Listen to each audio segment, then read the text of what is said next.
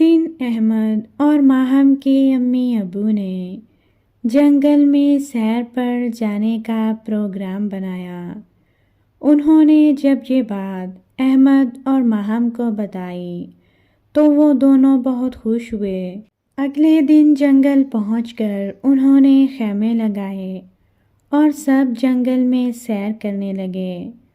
انہوں نے قسم قسم کے پھلدار درخت اور خوبصورت پھول دیکھے۔ وہاں پر انہیں بہت سے پرندے بھی دیکھنے کو ملے۔ جیسے ہی شام ہوئی وہ سب اپنے خیموں کی طرف واپس لوٹ آئے اور آگ جلا کر کھانا پکایا۔ کھانا کھانے کے بعد وہ سب خیمے میں چلے گئے۔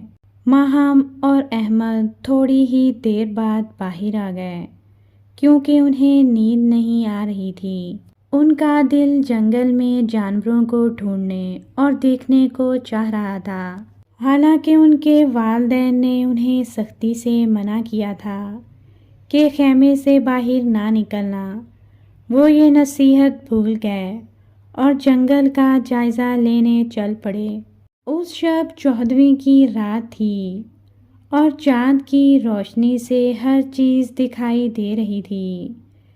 چلتے چلتے انہیں محسوس ہوا کہ وہ کافی دور آ گئے ہیں۔ انہوں نے واپس جانا چاہا تو انہیں یاد نہ رہا کہ وہ کہاں سے آئے تھے۔ وہ کافی دیر وہاں پریشان کھڑے رہے۔ پھر اچانک انہیں ایک روشنی سی نظر آئی۔ وہ ایک جھونپڑی تھی۔ دونوں اسی طرف چل دیے۔ وہ دونوں جھونپڑی کے قریب پہنچے تو انہیں ایک بزرگ نظر آئے۔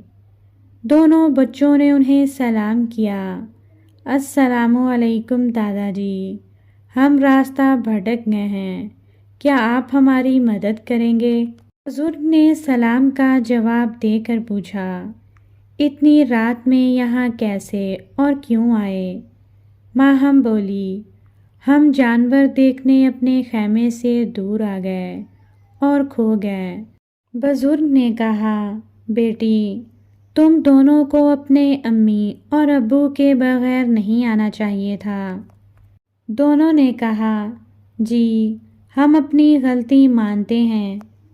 بزرگ نے کہا، آؤ میں تم دونوں کو تمہارے والدین کے پاس لے جاؤں۔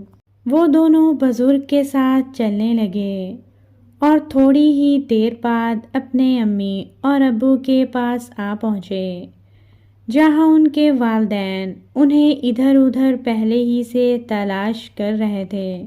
بچوں کے والدین نے بزرگ کا شکریہ ادا کیا۔ بچوں نے اپنے والدین سے معافی مانگی اور آئندہ ایسی حرکت کرنے سے توبہ کر لی۔